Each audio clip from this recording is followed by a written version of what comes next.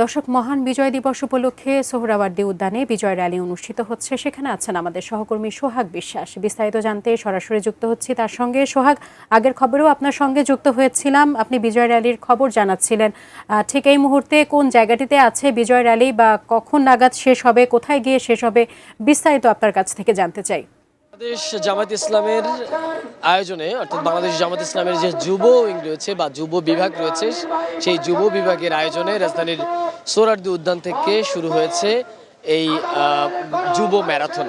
এই যুব ম্যারাথনের উদ্বোধন করেন জামায়াত ইসলামের আমির ডাক্তার শফিকুর রহমান।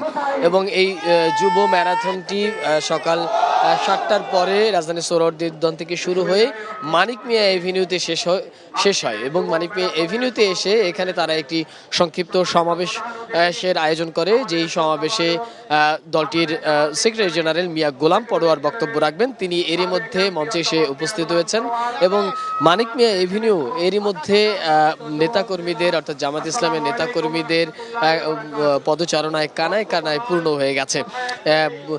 পুরো সড়ক জুড়েই জামাত ইসলামের নেতাকর্মীরা এই ম্যারাথন আয়োজন করেছে এবং এই ম্যারাথন থেকে জামাত ইসলাম একটি মেসেজ দিতে চাচ্ছে, সেটি হচ্ছে গত 54 বছরে এই বাংলাদেশ স্বাধীন হলেও স্বাধীনতার স্বাদ ভোগ করতে পারেনি দেশের মানুষ, এমনটি মনে করছেন তারা। এবং তারা বলছেন যে গত 15 বছর আওয়ামী লীগ সরকার দেশের মানুষের উপর শোষণ নির্যাতন চালিয়ে এসেছে এবং সেই থেকে মুক্তির উপায় খুঁজতে তারা এবং সেই মুক্তির বার্তা দিতে তারা আজকের এই যে যুব ম্যারাথন, সেই ম্যারাথনের আয়োজন করেছে। এবং এই ম্যারাথনে যুবকদেরকে সম্পৃক্ত করা হয়েছে যাতে করে যুব সমাজ আগামীর বাংলাদেশ বিনির্মাণ করতে পারে, আগামী নতুন বাংলাদেশের স্বপ্ন দেখতে পারে।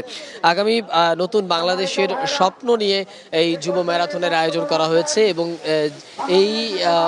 এই যে ম্যারাথনের উদ্বোধনী অনুষ্ঠান, সেই উদ্বোধনী অনুষ্ঠানে জামাতের আমির ডক্টর শফিকুর রহমান স্পষ্ট মেসেজ দিয়েছে, আগামী নতুন বাংলাদেশের যে স্বপ্ন তারা দেখছে, সেই নতুন বাংলাদেশের স্বপ্নের পথে যারা বাধা হয়ে দাঁড়াবে তাদেরকে কঠোর হস্তে দমন করা হবে এবং এই দেশের যুব সমাজ তাদেরকে প্রতিহত করবে।